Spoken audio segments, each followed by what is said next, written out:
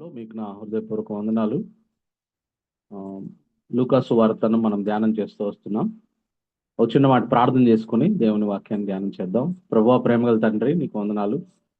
సంఘముగా మమ్మల్ని అందరినీ ఇక్కడ సమావేశపరిచి ప్రభువా, ప్రార్థన ద్వారా, పాట ద్వారా, సాక్ష్యాల ద్వారా మీ నామాన్ని మయంపరుచుకున్నందుకు వందనాలు. ప్రభువా, నీ వాక్యాన్ని మేము ధ్యానిస్తుండగా నేను అల్పుడను, అయోగ్యుడను, నన్ను మీరు జ్ఞాపకం చేసుకోండి ఆయన. ప్రభువా, పరిశుద్ధాత్మ దేవా, మీరు నన్ను నింపి నా ద్వారా మీ వాక్యాన్ని అర్థం చేసుకుని గ్రహించి వాక్య ప్రకారం జీవించే కృపను దయచేయమని అడుగుతూ మీ మీద ఆధారపడుతూ సమస్త ఘనత, మహిమ, ప్రభావాలు మీకు ఆరోపిస్తూ యేసు ప్రభు నామంలో ప్రార్థిస్తున్నాను తండ్రి, ఆమేన్.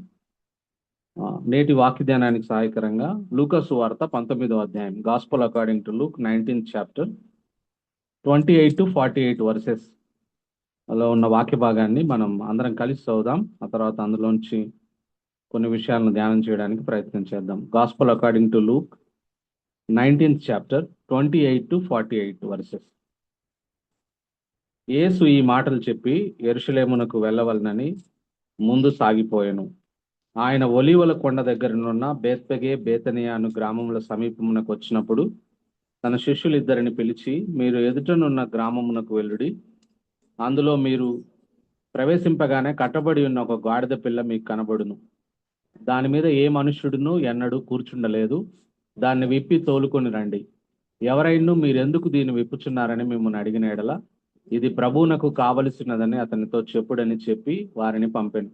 పంపబడిన వారు వెళ్ళి ఆయన తమతో చెప్పినట్టే కనుగొని ఆ గాడిద పిల్లను విప్పుచుండగా దాని యజమానులు, మీరు గాడిద పిల్లను ఎందుకు విప్పుచున్నారని వారిని అడిగిరి. అందుకు వారు, ఇది ప్రభువునకు కావలసినదనిరి.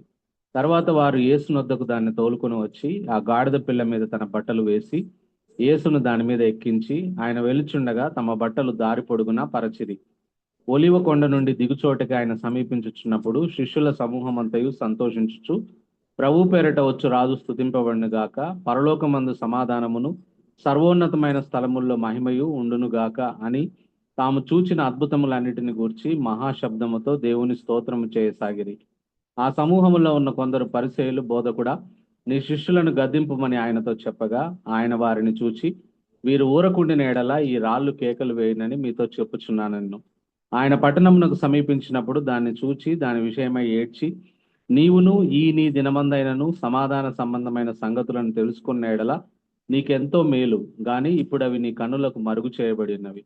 ప్రభువు నిన్ను దర్శించిన కాలము నీవు ఎరగకుంటివి గనుక నీ శత్రువులు నీ చుట్టూ గట్టు కట్టి ముట్టడి వేసి అన్ని ప్రక్కలను నిన్ను అరికట్టి నీలోనున్న నీ పిల్లలతో కూడా నిన్ను నేల కలిపి నీలో రాతి మీద రాయి నిలిచి ఉండని దినములు వచ్చునని చెప్పాను.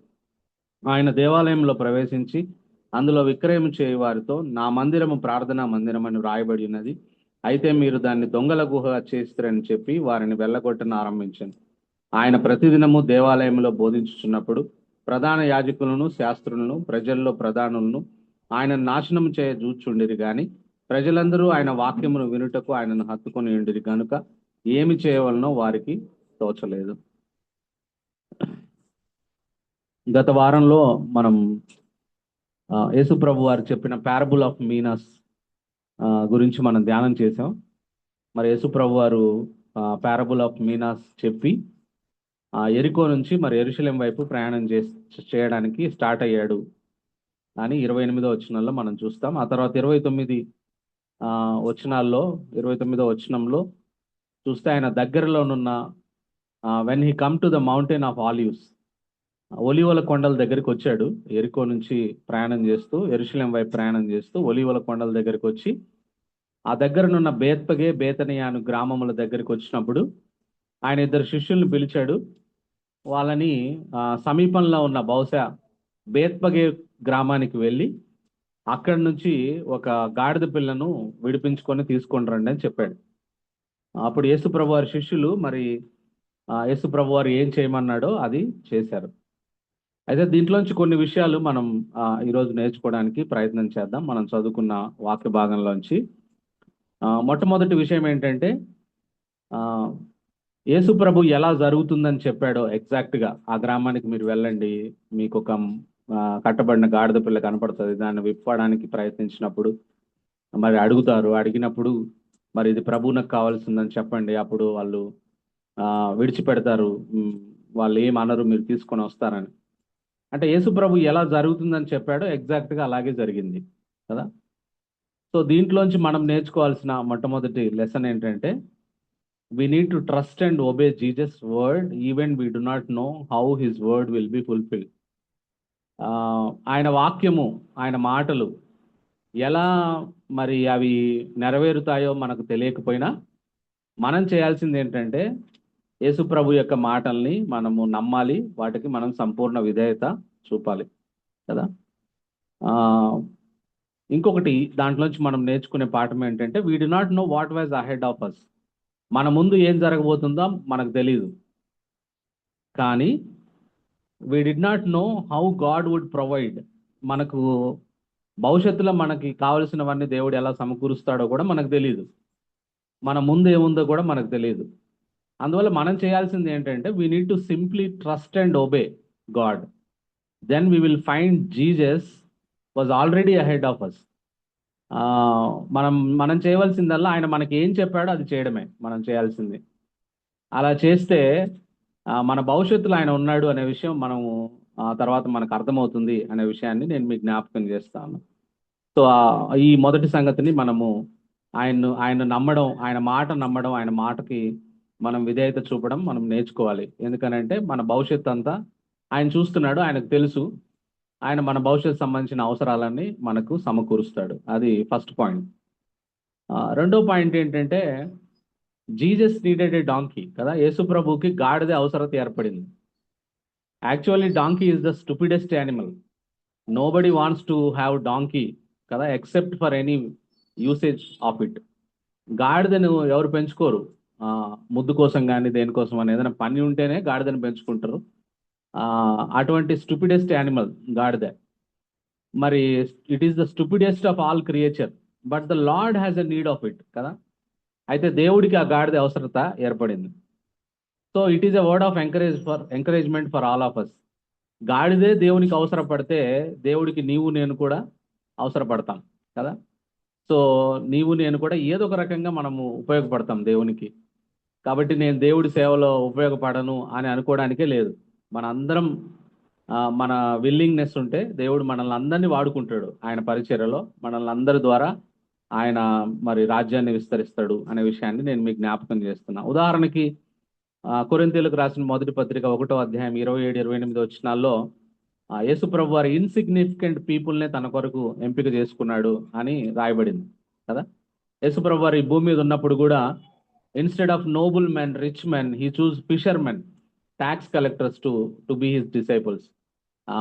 యేసు ప్రభు వారు ఈ లోకంలో ఉన్నప్పుడు కూడా మరి ఆయన పెద్ద పెద్ద నోబుల్ మెన్ని, రాయల్ ప్యాలెస్లో ఉండే వాళ్ళని, ధనవంతుల్ని కాదు కానీ చేపలు పట్టేవారిని, తర్వాత ట్యాక్స్ కలెక్టర్స్ని, సిన్నర్స్గా భావించే వాళ్ళని ఆయన శిష్యులుగా ఎంపిక చేసుకున్నాడు. కాబట్టి దీని నుంచి మనం నేర్చుకునే రెండవ పాఠం ఏంటంటే, గాడిదే దేవుడికి అవసరపడితే నీవు నేను ఖచ్చితంగా దేవునికి అవసరపడతాం. కాబట్టి మన అందరం దేవుని సేవలో వాడబడవచ్చు అనే విషయాన్ని మనం జ్ఞాపకం చేసుకోవాలి. మూడో విషయం ఏంటంటే, we need to show our willingness to surrender anything when it was required by God, like the owner of the colt కదా. అంటే దేవుడికి ఎప్పుడు అవసరమైతే అప్పుడు మన జీవితంలో ఏది కావాలంటే అది సరెండర్ చేయడానికి. ఆ కోల్ట్, ఆ గాడిద పిల్ల యజమాని ఏ విధంగా అది ప్రభువుకి కావాల్సింది అనగానే ఆయన సరెండర్ చేశాడు కదా, ఇచ్చేశాడు ప్రభువుకి. అట్లనే మన జీవితాల్లో కూడా దేవుడు ఏది కావాలంటే దాన్ని మనం సరెండర్ చేయడానికి ఆయనకి మనం ఎప్పుడు సిద్ధపడి ఉండాలి. అప్పుడు దేవుడు అద్భుతంగా మరి ఆయన మహిమార్థం, ఆయన రాజ్య విస్తరణ కొరకు మనల్ని వాడుకుంటాడు కదా. అంటే ఆయన సరెండర్ చేయమన్నది ఆయన సరెండర్ చేయాలి, ఆయన వద్దన్నవి కూడా విడిచిపెట్టాలి. ఆయన వద్దు అని మనకి ఏదన్నా నీ జీవితంలో దీన్ని వదిలేసేయి అని అన్నప్పుడు మనం ఖచ్చితంగా వాటిని వదిలేయాలి. ఆయన ఇది లేదు, నీ సమయం నాకు ఇవ్వు, లేకపోతే నీ నీ ట్రెజర్ నాకు ఇవ్వు, లేదా నీ టాలెంట్స్ నాకు ఇవ్వు అని ఆయన అడిగినప్పుడు మనం ఖచ్చితంగా సరెండర్ చేసే వాళ్ళంగా ఉండాలి. అది కూడా మనం దీంట్లోంచి నేర్చుకోవాల్సిన అవసరత ఉందనే విషయాన్ని నేను మీకు జ్ఞాపకం చేస్తా ఉన్నా. అది మూడవ సంగతి. ఆ తర్వాత నాలుగో విషయాన్ని చూస్తే entry of lord Jesus into యెరూషలేం కదా. దీంట్లోంచి కొన్ని విషయాలు మనం నేర్చుకోవచ్చు. యేసు ప్రభు వారికి గాడిదని తీసుకొని వచ్చారు, ఆ గాడిద పిల్లని. మరి దాని మీద తమ బట్టలు వేసి యేసుప్రభు వారిని ఎక్కించారు శిష్యులు. ఆయన వెలుచుండగా దారి పొడుగునా తమ బట్టలు పరిచారు. And people began to praise him with loud voice, కదా, పెద్ద శబ్దంతో మరి ఆయన్ని స్తుతించడం ప్రారంభించారు. అది దాన్ని మనం అందరూ క్రిస్టియన్ లోకంలో పామ్ సండేగా మరి ఆ విషయాన్ని జరుపుతూ ఉంటారు ఇప్పటికీ. ఆ రోజు ఆయన యెరూషలేములో గాడిద పిల్ల మీద ప్రవేశించిన రోజుని మట్టల ఆదివారంలా లాగా మరి మరి మెయిన్ లైన్ చర్చెస్ లో మరి అది దాన్ని జరుపుతూ ఉంటారు అనే విషయాన్ని నేను మీకు జ్ఞాపకం చేస్తాను. యాక్చువల్గా యేసుప్రభు వారు యెరూషలేముకి చాలాసార్లు వెళ్ళాడు. ఆ, ఆయన ఎన్నిసార్లు చాలాసార్లు వెళ్ళాడు అప్పటికి. అయితే వెళ్ళినప్పుడల్లా ఆయన నడుచుకుంటూ వెళ్ళాడు. ఇది అన్యూజువల్ ఎంట్రీ కదా, ఇది ఒక ప్రత్యేకమైన ఎంట్రీ ఆయన, కదా. ఆయన గాడిద మీద ఎక్కి జయ జయ ధ్వనుల మధ్య యెరూషలేములోనికి ప్రవేశించాడు. ప్రజలు ఈత మట్టలు పట్టుకొని హోసన్నా జయము, ప్రభు పేరట వచ్చువాడు స్తుతింపబడునుగా కానీ జయ జయ ధ్వనులు చేశారు. ఎందుకు ఇలా జరిగింది? ఎందుకు యేసు ప్రభు వారు గాడిద పిల్ల మీద యెరూషలేములోకి ప్రవేశించాడు అని అంటే, there are so many things. దాంట్లో చాలా విషయాలు ఉన్నాయి. మొట్టమొదటి చూస్తే జకర్యా 9:9లో ప్రవచనం ఉంది, యేసు ప్రభు వారు మెస్సియా గాడిద పిల్ల మీద ఎక్కి మరి ఆయన యెరూషలేములో ప్రవేశిస్తారు అని. ఆ ప్రవచన నెరవేర్పుగా మరి ఆయన ఆ గాడిద పిల్ల మీద ఎక్కి జకర్యా 9:9లో చెప్పినట్టుగా ఆయన దానిలో రావడం జరిగింది.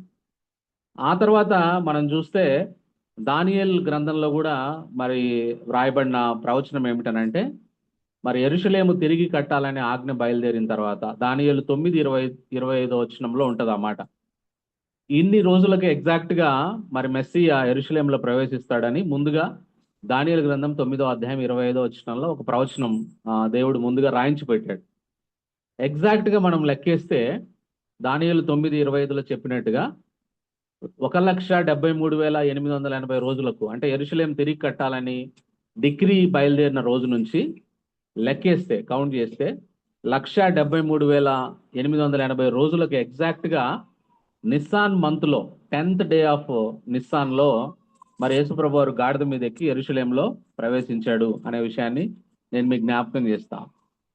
యేసుప్రభు వారు అంటే తండ్రి అయిన దేవుడు. మనం నేర్చుకోవాల్సిన ఒక విషయం ఏంటంటే, అన్ని ఒక టైం ఫ్రేమ్లో, ఒక ఆర్డర్ ప్రకారం, ఒక పంక్చువల్గా దేవుడు అన్ని జరిగిస్తూ ఉన్నాడు కదా. God is a punctual God కదా. ఆయన అన్ని క్రమ పద్ధతిలో పంక్చువల్గా చేస్తూ ఉన్నాడు. సో మనం దేవుని బిడ్డలంగా మనం కూడా ఈ పంక్చువాలిటీని మనం అలవాటు చేసుకోవాలి. ఎందుకు మందిరానికి టైంకి రావాలి? ఎందుకు మనం చెప్పిన సమయానికి ఏదైనా అపాయింట్మెంట్ ఇస్తే అపాయింట్మెంట్ని దాన్ని చేయాలి అని అంటే, hour God is a punctual God. మన దేవుడు ఆ సమయానికి అన్నిటికీ మరి ఆయన ప్రాధాన్యత ఇచ్చే దేవుడు. ఏది చెప్తే అది ఆ సమయానికి చేసే దేవుడు. సూర్యుడు ఎప్పుడు ఉదయించాలంటే అప్పుడే ఉదయిస్తాడు, సూర్యుడు ఎప్పుడు అస్తమించాలంటే అప్పుడే అస్తమించుతాడు. కాబట్టి నాకు ఇష్టం వచ్చినట్టు నేను మందిరానికి వస్తా అని చెప్పడం మంచి పద్ధతి కాదు క్రైస్తవులంగా. ఎందుకంటే hour God is a punctual God కాబట్టి ఆయన ఎగ్జాక్ట్గా నిజంగా 1,73,880 రోజులకు మరి ఆయన యెరూషలేంలో గాడిద మీద ఎక్కి ప్రవేశిస్తాడంటే కరెక్ట్గా అదే రోజు ఆయన మరి యెరూషలేంలో గాడిద మీద ఆయన ఎక్కి మరి వచ్చాడు అనే విషయాన్ని కూడా నేను మీకు జ్ఞాపకం చేస్తా ఉన్నాను. ఆ తర్వాత అక్కడ మరి కొన్ని విషయాలు, దీనికి సంబంధించిన రిలేటెడ్ విషయాలు చదువుతూ ఉంటే, ధ్యానం చేస్తూ ఉంటే, మరి 70 సంవత్సరాలే ఎందుకున్నారు మరి బబులోన్లో ఇశ్రాయేల్ ప్రజలు అని అంటే, ఎహెచ్కేల్ గ్రంథం 36వ అధ్యాయంలో ఉంటుంది ఆ మాట. సారీ, 2 Chronicles 36లో, 2వ దినవృత్తాంతం గ్రంథం 36వ అధ్యాయంలో ఆ మాట ఉంటుంది. అదేంటంటే, దేవుడు ఎవ్రీ 7th ఇయర్లో ల్యాండ్కి రెస్ట్ ఇవ్వమని చెప్తాడు, క్రాప్కి ఇవ్వమని చెప్తే, హాలిడే ఇవ్వమని చెప్తే 1 year ఇవ్వకుండా, అంటే 1095 BC నుంచి 605 BC సౌలు కాలం నుంచి వారు నెబుకద్నెజర్ వచ్చి దండయాత్ర చేసి వాళ్ళని పట్టుకునేంత వరకు దాదాపు 490 years వాళ్ళు క్రాప్కి హాలిడే ఇయ్యరు. 1 year హాలిడే ఇవ్వమంటే ఎగ్జాక్ట్గా దాన్ని లెక్కేసి దేవుడు 70 సంవత్సరాలు, అంటే ఏ సంవత్సరాలు అయితే ఆయన వాళ్ళు క్రాప్ హాలిడే ఇవ్వమంటే భూమికి హాలిడే ఇవ్వలేదో 70 సంవత్సరాలు దేవుడు హాలిడే ఇచ్చిండు వాళ్ళకే. వాళ్ళు అసలు లేకుండా చేసిండు ఆ ల్యాండ్లో. వాళ్ళు లేకుండా వాళ్ళు వచ్చి బబులోన్లో ఉండి 70 సంవత్సరాలు ఖాళీగా ఉంది మరి దేశం. సో దేవుడు చాలా మరి స్ట్రిక్ట్గా మరి పనిచేస్తూ ఉంటాడు. What Israel fail to do in obedience God accomplished through discipline కదా. ఇది మనం నేర్చుకోవాలి దేవుడి దగ్గర. అంటే వాళ్ళు యాక్చువల్గా వాళ్ళకి లా ఇస్తే ఆ లా ప్రకారం వాళ్ళు చేయకపోతే డిసిప్లైన్ చేసి దేవుడు అది చేపించిండు వాళ్ళ చేత. సో మనకు కూడా ఒక హెచ్చరిక ఏంటంటే దేవుడు చేయమన్నది మనం చేయకపోతే దేవుడు చేయమన్నది మనం చేయకపోతే డిసిప్లైన్ ద్వారా ఆయన ఆయన జరిగించాల్సిన పనులు జరిగించుకుంటాడు అనే విషయం కూడా మనము శ్రద్ధ కలిగి మనము డిసిప్లైన్ రాకముందే మనం విధేయత చూపిస్తే, ఆ డిసిప్లైన్ లేకుండానే మనం దేవుడి వాక్యానికి విధేయత చూపిస్తే డిసిప్లైన్ మన మీదకి రాదు అనే విషయాన్ని కూడా ఈ సందర్భంగా నేను మీకు జ్ఞాపకం చేస్తాను. అది ఎంత పక్కాగా అంటే మరి ఆ నిస్సాన్ మంత్లో 10th డే రోజు మరి ఆయన యెరూషలేములో ప్రవేశించాడు. ఆ రోజు ఇశ్రాయేల్ ప్రజలు పస్కా బలి కొరకు ఒక ల్యాంబ్ను ఎంపిక చేసుకునే రోజు. పస్కా బలి కొరకు ల్యాంబ్ను ఎంపిక చేసుకునే రోజే ఈయన లోక పాపములు మోసుకుని పోయే దేవుని గొర్రెపిల్లగా యెరూషలేములోకి ఎంట్రీ ఇచ్చింది కదా. ఆ తర్వాత వాళ్ళు సిద్ధం చేసుకొని పస్కా పశువును 14th డే రోజు బలిస్తారు. యేసు ప్రభు కూడా మరి లోక పాపములు మోసుకొని పోయే దేవుని గొర్రెపిల్ల కనుక 10th డే ఆఫ్ నిస్సాన్లో తనని తాను కనపరుచుకొని మెస్సియాగా 14th డే రోజు చనిపోయినాడు. 14th డే అంటే ఫ్రైడే కదా చనిపోయింది, 15th డే అని అనుకుంటాం. కానీ వాళ్ళ జూయిష్ క్యాలెండర్ ప్రకారం 14th డే ఈవినింగ్ స్టార్ట్ అయ్యి ఫ్రైడే ఈవినింగ్ వరకు 14th డే కిందే కన్సిడర్ చేస్తారు వాళ్ళు వాళ్ళ జూయిష్ క్యాలెండర్ ప్రకారం. అది కాబట్టి ఎగ్జాక్ట్గా పస్కా పశువు వధించబడే రోజే, పస్కా పశువును ఎన్నుకునే రోజు ఆయన యెరూషలేములోకి ప్రవేశించిండు. పస్కా పశువును వధించే రోజు ఆయన మరి శుక్రవారం రోజు ఆయన సిలువలో చనిపోయాడు అనే విషయాన్ని నేను మీకు జ్ఞాపకం చేస్తా ఉన్నా కదా.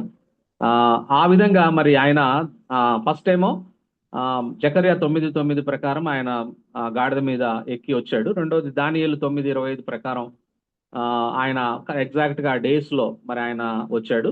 ఆ తర్వాత నిస్సాన్ మంత్లో వారు పస్కా బలి పశువుని ఎంచుకునే రోజు వచ్చాడు. పస్కా బలి ఇచ్చే రోజున ఆయన కల్వరి శిలువలో చనిపోయాడు అనే విషయాన్ని నేను మీకు జ్ఞాపకం చేస్తాను. అయితే ఇంకా ఈ ఎంట్రీ గురించి మనం చూస్తే, జెరూసలేంలో యేసు ప్రభు వారి ఎంట్రీ గురించి మనం చూస్తే ప్రజలు అందరూ ఈత మట్టలు పట్టుకొని హోసన్నా అని కేకలు వేశారు. హోసన్నా అనగా సేవజ్ అని అర్థం. ఎందుకు వాళ్ళు ఆ విధంగా హోసన్నా అని కేకలు వేసినారంటే దానికి ఒక హిస్టారికల్ రీజన్ ఉంది.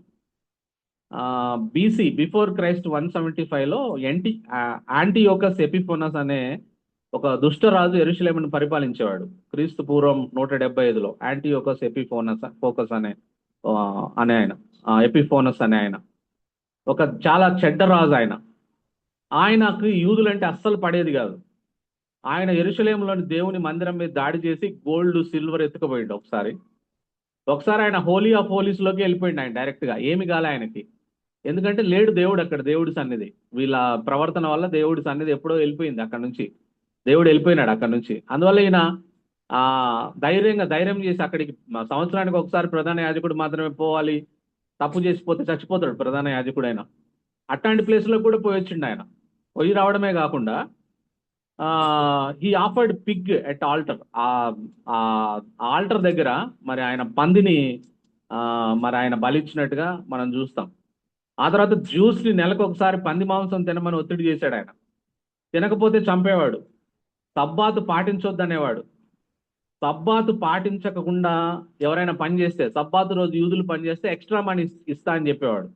ఎక్కువ డబ్బులు ఇస్తా, డబల్ పే ఇస్తా. అంటే మీరు ఆదివారం రోజు ఈ పని చేస్తే శనివారం రోజు ఈ పని చేస్తే మీకు ఎక్స్ట్రా మనీ ఇస్తా అని చెప్పేవాడు. ఆ తర్వాత సర్కంసెషన్ ని మరి ఆయన తోలనాడేవాడు. సర్కంసెషన్ చేయొద్దు అని చెప్పేవాడు ఆయన.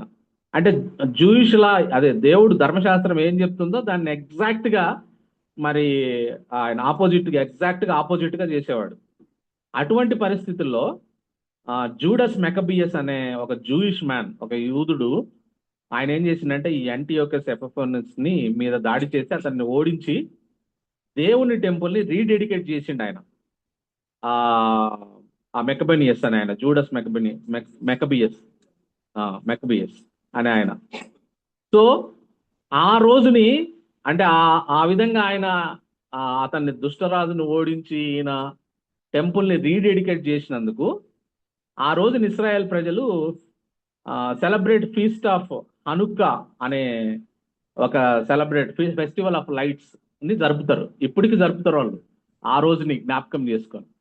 సో అప్పుడు ఆయన్ని ప్రజలు ఆ ఈత మట్టలు పట్టుకొని ఆయన్ని జేజేలు కొట్టిండ్రు.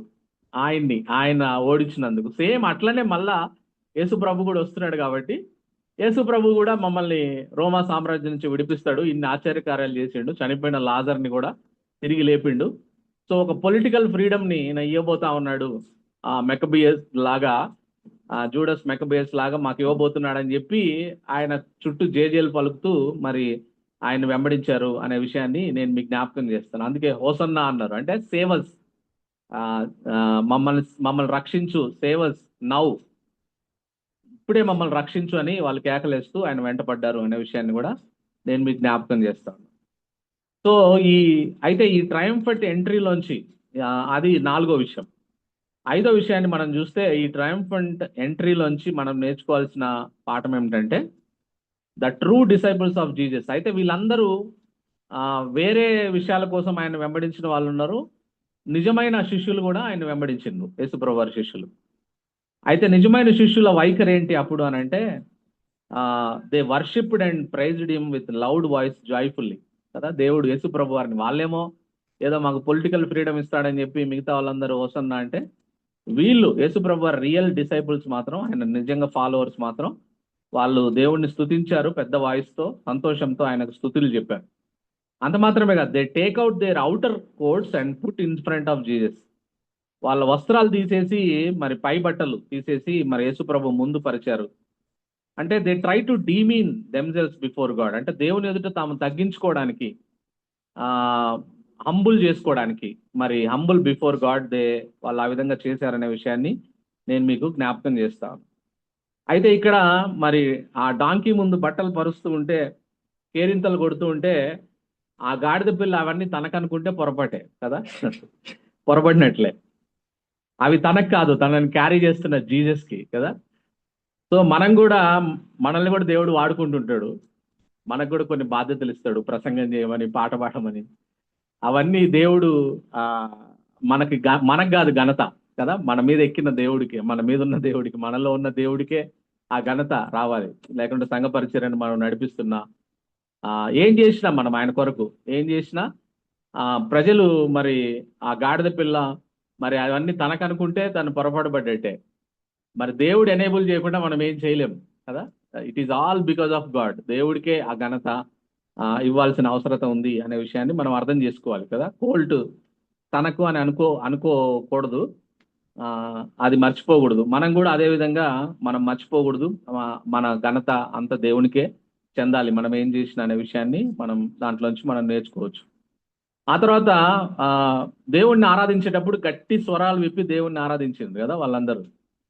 అంటే we should not be silent in worship time. మనం దేవుణ్ణి ఆరాధించాల్సిన సమయం వచ్చినప్పుడు, ఆరాధించేటప్పుడు మనం నోర్లు తెరిచి పాటలు పాడి మనం గొంతెత్తి మనం దేవుణ్ణి, we should not be silent in worship time. Worship టైంలో మనము గట్టిగా దేవుని మన స్వరం వినిపించాలి, ఆరాధించాలని కూడా మరి ఆ పొజిషన్లోంచి మనం నేర్చుకోవచ్చు కదా.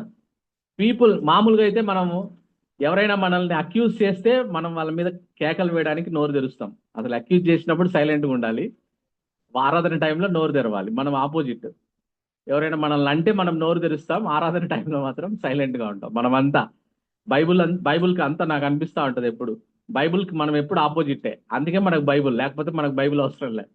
బైబుల్ లాగా ఉండం మనం కదా.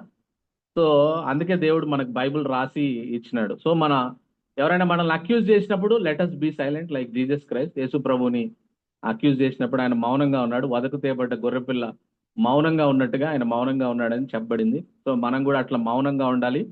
ఆరాధన టైంలో మాత్రం మనం నోళ్ళు తెరిచి మనము చేయాలి. ఎందుకనంటే యేసు ప్రభు వారు అఫీమ్ చేసిండు కదా ఆ సమయంలో. పరిసయ్యులు వచ్చి tell your disable to be silent అన్నారు యేసు ప్రభుని. వాళ్ళని మౌనంగా ఉండమని చెప్పు, ఏంది వాళ్ళు అరుస్తున్నారు అని అంటే యేసు ప్రభు ఏమన్నాడు, వాళ్ళు ఆగితే వాళ్ళు సైలెంట్ అయితే రాళ్ళు వైలెంట్ అయితే అన్నాడు యేసు ప్రభు.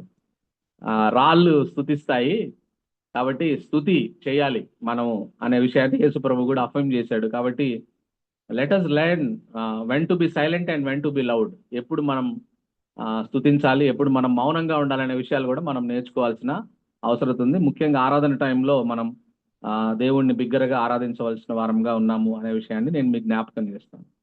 ఆ తర్వాత మనం ముందుకెళ్తే వి కుడ్ సీ ఈ పొజిషన్ సందర్భంగా we could see the compassionate heart of Jesus. Yesu ప్రభు మరి ఇంతమంది జయ జయ ధ్వనులు పలుకుతా ఉంటే యేసు ప్రభు మాత్రం యెరూషలేమును అందులో ఉన్న దేవుని మందిరాన్ని చూసి ఏడ్చాడు అని రాయబడింది కదా. ఆ మాటలు మనం చూస్తే ఆయన పట్టణమును సమీపించినప్పుడు 41వ వచనం, ఆయన పట్టణమునకు సమీపించినప్పుడు దాన్ని చూసి దాని విషయమై ఏడ్చి, నీవును ఈ దినమందైనను సమాధాన సంబంధమైన సంగతులను తెలుసుకున్న ఎడల నీకెంతో మేలు, కానీ ఇప్పుడు అవి నీ కన్నులకు మరుగు చేయబడినవి. ప్రభు నిన్ను దర్శించిన కాలం నీవు ఎరగకుంటివి గనుక నీ శత్రువులు నీ చుట్టూ గట్టు కట్టి ముట్టడి వేసి అన్ని ప్రక్కలను నిన్ను అరికట్టి నీలోనున్న నీ పిల్లలతో కూడా నిన్ను నేల కలిపి నీలో రాతి మీద రాయి నిలిచి ఉండని నీ దినములు వచ్చునని చెప్పాను. యేసు ప్రభు వారు మరి 3 సందర్భాల్లో మనం ఏడ్చినట్టుగా మనం చూస్తాం కదా. అంటే హీ క్రైడ్ బిట్టర్లీ. ఒకటేమో లాజరు సమాధి దగ్గర చిన్న చిన్న ఏడుపది. తర్వాత గెత్సెమనే తోటలో ఆయన మరి దేవునికి మొరపెట్టాడు, కన్నీళ్లతో మొరపెట్టాడు అనే మాట హెబ్రీ పత్రికలో మనం చూస్తాం. ఆ తర్వాత ఇక్కడ ఇట్ ఈస్ డిఫరెంట్. ఇది మామూలు దుఃఖం కాదు. ఎట్లాంటి దుఃఖం అంటే యేసు ప్రభు యెరూషలేమును చూసి పడ్డ దుఃఖం ఎట్లాంటి దుఃఖం అంటే బెత్లెహేములో పసిబిడ్డలను చంపుతూ ఉన్నప్పుడు హేరోదు ఆ పసిబిడ్డల తల్లులు ఏడ్చినట్టుగా ఏడ్చాడంట యేసు ప్రభు వారు కదా. అంటే చిన్నపిల్లల్ని చంపుతా ఉంటే తల్లి ఎట్లా ఏడుస్తుందో, ఆ హేరోదు క్రూరంగా చంపుతా ఉంటే అట్లా యేసు ప్రభు వారు మరి యెరూషలేమును చూసి, ఆ మందిరాన్ని చూసి, ఆ యూదా ప్రజల్ని చూసి ఏడ్చాడు అనే విషయాన్ని మనం అర్థం చేసుకోవాలి. అంటే ఈ దేవుడికి ఉన్న కంపాషనేట్ హార్ట్ ఇక్కడ మనకు కనపడతా ఉంది. ఎందుకు ఇశ్రాయేల్ ప్రజల్ని మందిరాన్ని చూసి ఆయన ఏడ్చాడంటే, నిజంగా మెస్సియానే, ఏ మెస్సియా కోసం ఎదురు చూస్తున్నారో ఆ మెస్సియా వస్తే ఆ మెస్సియాని వాళ్ళు గుర్తించకుండా రిజెక్ట్ చేసి they are going to kill him. ఇంకా వారం రోజుల్లో, ఒక 5 రోజుల్లో చంపబోతా ఉన్నారు ఆయన్ని కదా. అంటే ప్రభు నిన్ను దర్శించిన కాలంలో వాళ్ళు ఎరగలేదు. అంటే యేసు ప్రభు దేవుడి కోసం ఎదురు చూస్తూ మరి యేసు ప్రభు పుడితే, యేసు ప్రభు వాళ్ళ ముందు ఆశ్చర్య కార్యాలు చేస్తే, యేసు ప్రభు ఎవరూ చెప్పలేని సంగతులు ఆయన చెప్తే, ఎవరూ చేయలేని ఆశ్చర్యకారాలు ఆయన చేస్తే, నేనే మెస్సియానని ఆయన పలు సందర్భాల్లో చెప్తే మరి ఆ విషయాన్ని వాళ్ళు గుర్తించకుండా మరి వాళ్ళు అజ్ఞానంలో ఉండిపోయినారు. అందువల్ల they rejected him and they are going to kill him కదా. అందువల్ల యేసు ప్రభు వారు ఏడ్చాడు అనే విషయాన్ని నేను మీకు జ్ఞాపకం చేస్తున్నా. ఎందుకు ఏడ్చాడు?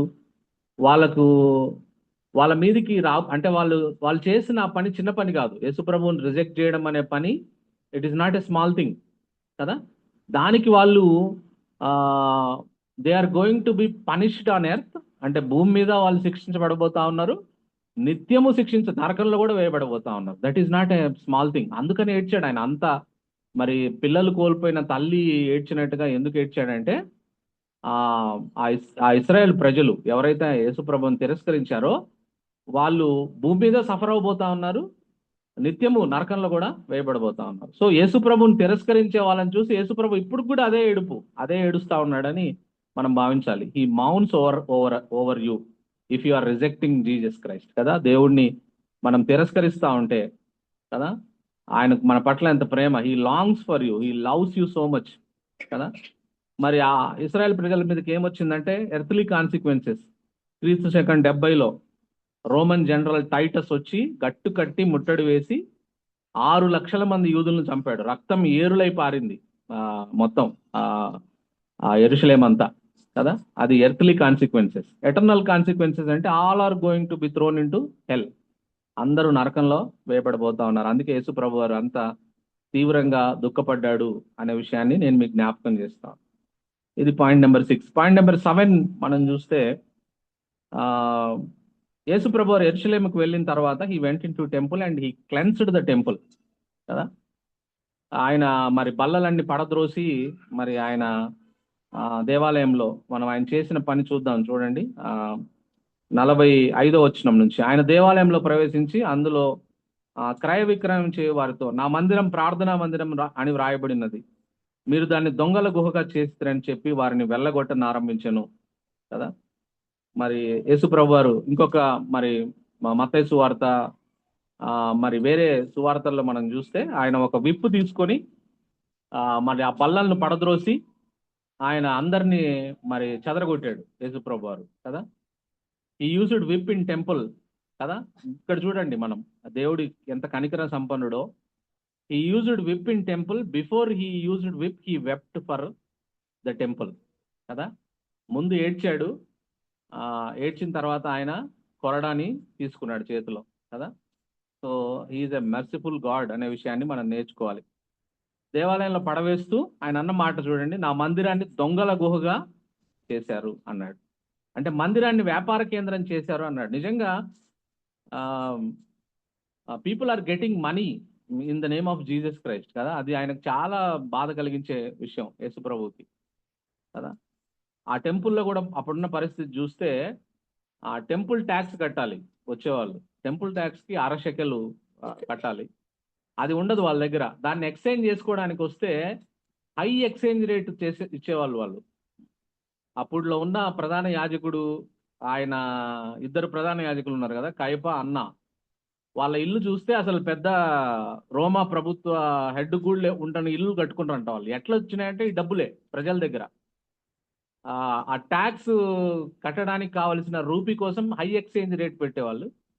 ప్రజలు కష్టపడి దేశం నుంచి మోసుకొని వాళ్ళు దేవునికి బలి అర్పించడానికి గొర్రెపిల్లని తీసుకొని వస్తే దాంట్లో లోపాలు ఎతికి, లోపాలు లేని గొర్రెపిల్లని మీరు ఆ పశువుని వధించాలి కాబట్టి అని అది మా దగ్గర ఉంది కొనుక్కొని చెప్పి ఎక్కువ రేట్లు పెట్టి అది కొనిపించేవాళ్ళు వాళ్ళ చేత. వ్యాపార కేంద్రం చేసేసారు దాన్ని, గువ్వల్ని, ఆ తర్వాత బలి అర్పించాల్సిన విషయాలన్నింటినీ అట్లా చేసి బాగా ధనవంతులు అయిపోయినారు వాళ్ళంతా కదా.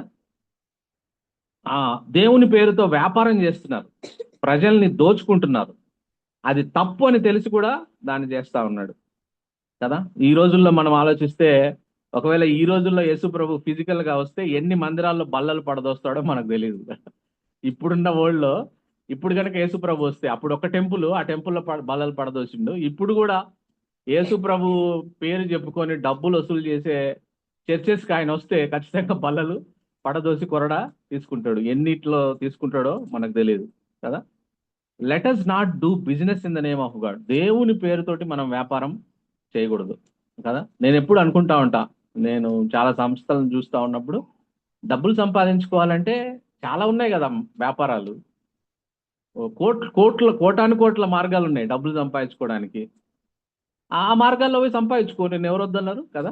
న్యాయంగా నిజాయితీగా నువ్వు పోయి పని చేసుకొని డబ్బులు సంపాదించుకో. దేవుడి పేరుతో ఎందుకు డబ్బులు సంపాదించడం, దేవుడి పేరుతో ఎందుకు చేయడం కదా. దాన్ని దేవుడు తీవ్రంగా తిరస్కరిస్తున్నాను అని చెప్పడానికి ఆయన ఆ బల్లను పడద్రోసి ఆ కొరడాన్ని తీసుకున్నాడు అనే విషయాన్ని నేను మీకు జ్ఞాపకం చేస్తా ఉన్నా. సో దేవుడి పేరుతో వ్యాపారం చేయడం, ప్రజల్ని దోచుకోవడం అనేది దేవుడు సహించని కార్యంగా మనం ఎప్పుడు గుర్తుపెట్టుకోవాలి. We should not do like that. మనం ఎప్పుడు కూడా అటువంటి పాపానికి ఒడిగట్టకూడదు అనే విషయాన్ని మనం నేర్చుకుంటాం. ఆ తర్వాత 8వ విషయాన్ని చూస్తే, ఆ దేవుడు అవన్నీ చేస్తూ ఆ బల్లను పడద్రోస్తూ ఆ మందిరాన్ని క్లెన్స్ చేస్తూ ఆయన చెప్పిన మాట ఏంటంటే, నా మందిరము ప్రార్థనా మందిరము అన్నాడు.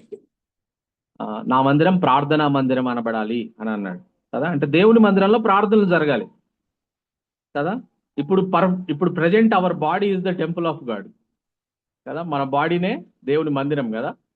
మరి ఈ మందిరంలో దేవుడు ఎంటర్ అయితే shall he find a prayer in our life. మన జీవితాల్లో మరి ఇది దేవుని మందిరం కదా, మనం మందిరాన్ని క్యారీ చేస్తా ఉన్నాం. మరి మనం కావలసినంత టైం మనం ప్రేయర్ చేస్తున్నాం, అప్రాప్రియేట్ టైం కదా.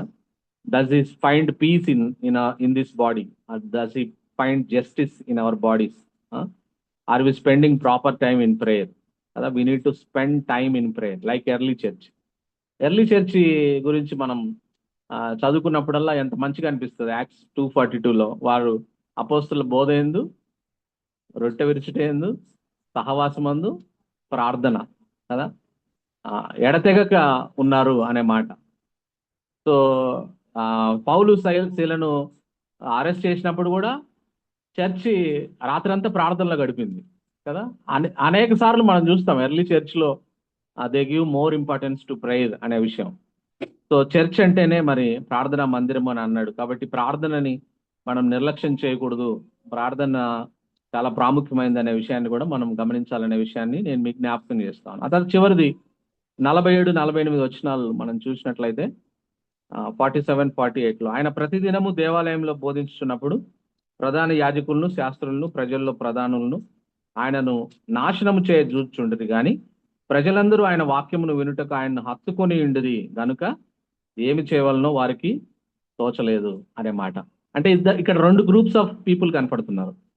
అంటే యేసు ప్రభువుకి 2 రెస్పాన్సెస్ కనపడతా ఉన్నాయి కదా. ఒకళ్ళేమో ఆయన చంపాలని చూస్తా ఉన్నారు, ఒక గ్రూప్ ఏమో ఆయన్ని హత్తుకొని ఉండే గ్రూప్ గా ఉన్నారు కదా. Another group is hanging towards the words of Jesus. Yesu ప్రభు వారి మాటల్ని హత్తుకొని జీవిస్తా ఉన్నారు కదా. మనం రెండో గుంపులో ఉండాలి ఎప్పుడు కదా. Because his words have eternal life. John 6:68లో ఆ మాట ఉంటుంది. ప్రభు మేము ఎక్కడికి పోతాం, నువ్వు నిత్య జీవపు మాటలు గలవాడు. మీరు కూడా మమ్మల్ని నన్ను వదిలేసి పోతారా అందరు పోయినట్టు అని అంటే, మరి యేసుప్రభు శిష్యులు ఏ కన్ఫెషన్ చేసిండ్రో ఆయన నిత్య జీవపు మాటలు గలవాడు. కాబట్టి మనం ఎప్పుడు ఆ మాటలు జీవం గలయి, ఆ మాటలు మనకి వెలుగు, ఆ మాటలు మనకి నిత్య జీవాన్ని ఇస్తాయి, ఆ మాటలు మనకి కదా సమాధానాన్ని ఇస్తాయి, సంతోషాన్ని ఇస్తాయి. ఇంకా చెప్పుకుంటూ పోతే ఆయన మాటలు కదా అద్భుతమైన మాటలు, యేసుప్రభు మాటలు, జీవం కలిగిన మాటలు. సో మనం కూడా అట్లా హత్తుకొని ఉండే గుంపులో ఆయన మాటల్ని ఎప్పుడు హత్తుకొని దానికి హై ప్రయారిటీ ఇచ్చేవాళ్ళంగా, ఆయన మాటలకి, వాక్యానికి, అంటే బైబుల్కే కదా. ప్రార్థన చేయాలి, నా మందిరం ప్రార్థనా మందిరం అన్నాడు. కింద ఒక గ్రూప్ గురించి ఆయన మెన్షన్ చేస్తూ ఆయన మాటలకి హత్తుకొని ఉన్న గ్రూప్ కదా. కాబట్టి వర్డ్ ఆఫ్ గాడ్ ని హత్తుకోవాలి. ప్రేయింగ్ చర్చ్గా మన peace and joy fellowship church praying చర్చ్గా ఆయన మాటల్ని హత్తుకొని ఉండే చర్చ్గా మనం ఉంటాం గాక. దేవుడి మాటలు దీవించిన. The people spread their cloaks for the Lord to walk. Who walked on that? The Lord never walked on the cloaks. The donkey walked. Many times God honors us like that. We get the honor. The Lord should, And we must be happy to be a donkey for the Lord.